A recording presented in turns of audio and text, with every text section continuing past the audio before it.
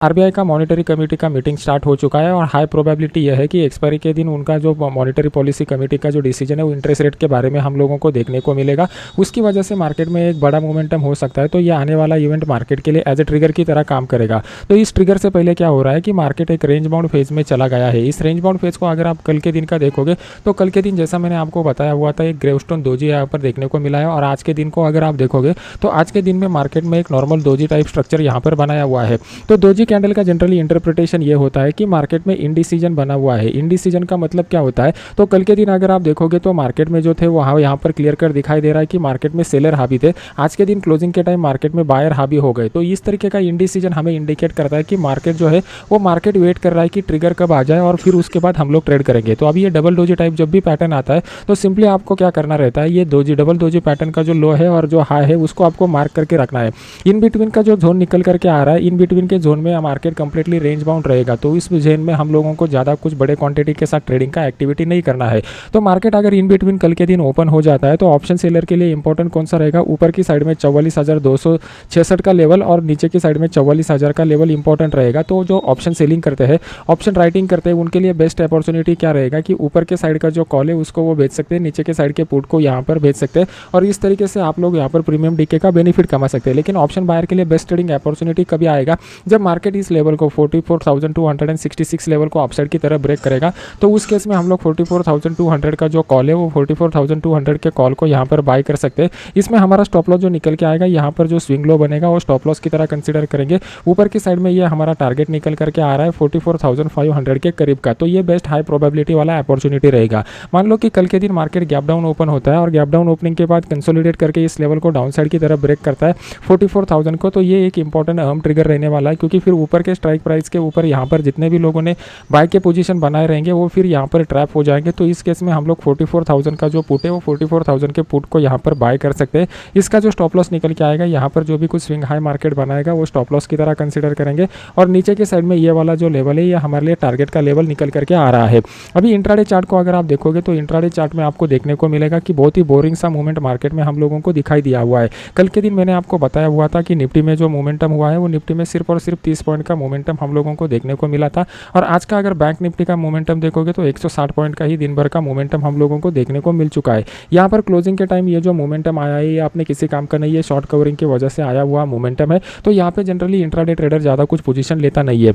अभी कल के दिन मार्केट में कहाँ पे बेस्ट ट्रेडिंग अपॉर्चुनिटी आएगा डेली के हिसाब से मैंने बता दिया है आपको। इंट्राडे में मार्केट अगर इस लेवल के करीब कहीं पे गैप डाउन ओपन हो जाता है और हैमर कैंडल लाइक पैटर्न बनाता है या फिर इस तरीके का कोई प्राइस एक्शन का पैटर्न बनाता है तो उस केस में कम क्वांटिटी के साथ 44,000 का जो कॉल है उसको हम लोग यहाँ पर बाय कर सकते हैं। इसको बाय करने के बाद हमारा पहला टारगेट जो रहेगा ये वाला लेवल रहेगा। इस लेवल को मार्केट ने ऑलरेडी 2 बार टच किया हुआ है, तो हाई प्रोबेबिलिटी है कि मार्केट इसके ऊपर भी जा सकता है। तो हम लोग टारगेट को एक्सटेंड भी कर सकते हैं। मार्केट मान लो कि बड़े गैप अप के साथ खुल जाएगा तो ये लेवल हमारे लिए एज ए सपोर्ट की तरह काम करेगा और यहाँ से मार्केट बाउंस बैक देने की प्रोबेबिलिटी भी बढ़ जाएगी। अभी देख लेते हैं कि निफ्टी में किस तरीके का सिनेरियो यहाँ पर डेवलप हो चुका है। सबसे पहले आज के दिन मैंने निफ्टी में आपको जो ट्रेड दिया हुआ था तो यहाँ पर मार्केट में अगर आप देखोगे तो एक रेक्टेंगल पैटर्न बना हुआ था। रेक्टेंगल पैटर्न ब्रेकआउट के बाद यहाँ पर एक वन साइडेड डाउन साइड का मोमेंटम हुआ। फिर यहाँ पर जो गैप फिल किया, उस गैप फिल करने के बाद हम लोगों ने यहाँ पर प्रॉफिट बुकिंग कर लिया। तो डेली चार्ट को अगर आप ठीक से देखोगे तो आपको यहाँ पर क्लियर कर दिखाई दे रहा है कि मार्केट में कुछ भी बड़ा मोमेंटम नहीं आ रहा है।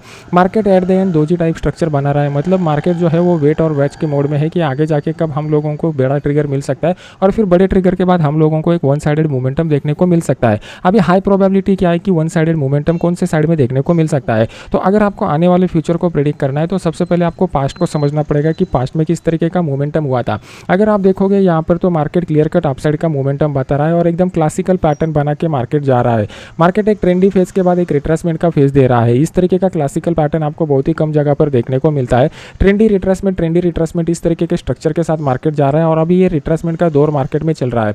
इस रिट्रेसमेंट के दौर में अगर आप देखोगे तो मार्केट जो है वो वर्टिकली नहीं गिर रहा है, मतलब हॉरिजॉन्टली ज़्यादा टाइम कवर कर रहा है। इसका मतलब क्या है कि मार्केट में अपसाइड का पोटेंशियल ज़्यादा बना हुआ है। सिर्फ हम लोगों को ये हाई को ब्रेक होने का वेट करना पड़ेगा। जैसे ही मार्केट इस हाई को ब्रेक करेगा, मार्केट शूट हो जाएगा।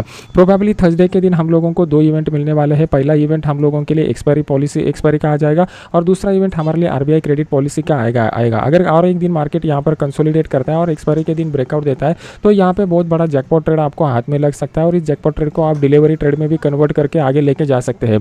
तो अभी देख लेते हैं कि बेस्ट अपॉर्चुनिटी वाला लेवल कौन सा है और वहाँ पे किस तरीके से आपको ट्रेड करना पड़ेगा। तो यहाँ पर मैं जो लॉजिक बता रहा हूँ, इस लॉजिक के ऊपर आप पहले लाइन ड्रॉ करना सीखिए। जब तक आप लेवल ड्रॉ करना नहीं सीखोगे तब तक आप एक प्रोफेशनल ट्रेडर नहीं बन पाओगे। तो ऊपर की साइड में हम लोगों को जो लेवल निकल करके आ रहा है वो इंपॉर्टेंट रेजिस्टेंस लेवल 18,662 के करीब का निकल कर आ रहा है। तो ये 18,662 के करीब के लेवल को मार्केट अपसाइड की तरफ ब्रेक करेगा तो एक बहुत ही बढ़िया अपसाइड मोमेंटम हम लोगों को देखने को मिलेगा। उस केस में हम लोग 18,650 का जो कॉल है वो 18,650 के कॉल को हम लोग यहाँ पर बाय कर सकते हैं। इसका जो स्टॉप लॉस निकल के आएगा यहाँ पर जो भी कुछ स्विंग लो लगेगा हम लोग उसको स्टॉप लॉस की तरह कंसीडर करेंगे। अभी इंट्राडे चार्ट में अगर आप जाते हो तो इंट्राडे चार्ट में आपको कौन से लेवल के ऊपर फोकस करना पड़ेगा इसको पहले समझने की कोशिश करते हैं। आज के दिन का इंट्राडे का अगर आप मोमेंटम देखोगे तो मार्केट ने दोनों साइड का मोमेंटम दिखाया हुआ है। इनिशियली मार्केट ने एक रेक्टेंगल पैटर्न बनाया हुआ है, उसका डाउन साइड का ब्रेकआउट दिखा दिया और फिर मार्केट यहाँ पर कंसोलिडेट करने के बाद क्लोजिंग के टाइम मोमेंटम दिखा। अभी कल के दिन मार्केट कहाँ पे मोमेंटम दे सकता है इसको समझने की कोशिश कीजिए। ऊपर की साइड में मार्केट में जो है वो एक रेजिस्टेंस लेवल बन चुका है, लेकिन इस रेजिस्टेंस लेवल को मार्केट ने मल्टीपल बार टेस्ट किया हुआ है। तो सबसे पहले हम इस रेजिस्टेंस जोन को मार्क करेंगे। ये जो रेजिस्टेंस जोन हमारे लिए निकल करके आ रहा है इसको ऑलरेडी मार्केट ने 2 बार टेस्ट किया हुआ है। तो इस रेजिस्टेंस लेवल को अगर मार्केट 18,640 के लेवल को ब्रेक करेगा तो ऊपर इमीडिएट हम लोगों को डेली चार्ट का रेजिस्टेंस मिल रहा है। तो यहाँ पर किस तरीके का प्राइस एक्शन बनेगा उस हिसाब से हम लोग ट्रेडिंग का कल के दिन डिसीजन ले लेंगे। मार्केट अगर कल के दिन गैप डाउन ओपन होता है और गैप डाउन ओपन होने के बाद इस लेवल के करीब ओपन होने के बाद कोई यहाँ पर इस तरीके का हैमर या फिर शूटिंग स्टार कैंडल पैटर्न बनाता है तो उस केस में हम लोग 18,550 का जो कॉल है उसको बाय कर सकते हैं। उसको बाय करने के बाद हमारा टारगेट जो आएगा ये क्लोजिंग प्राइस हम लोग एज ए टारगेट की तरह कंसीडर कर सकते हैं। मार्केट में फिलहाल के लिए कोई भी डाउन साइड का सिनेरियो नहीं डेवलप हो रहा है, लेकिन इस लेवल के नीचे अगर मार्केट जाता है तो यहाँ पर डाउन साइड का अपॉर्चुनिटी देखने को मिल सकता है।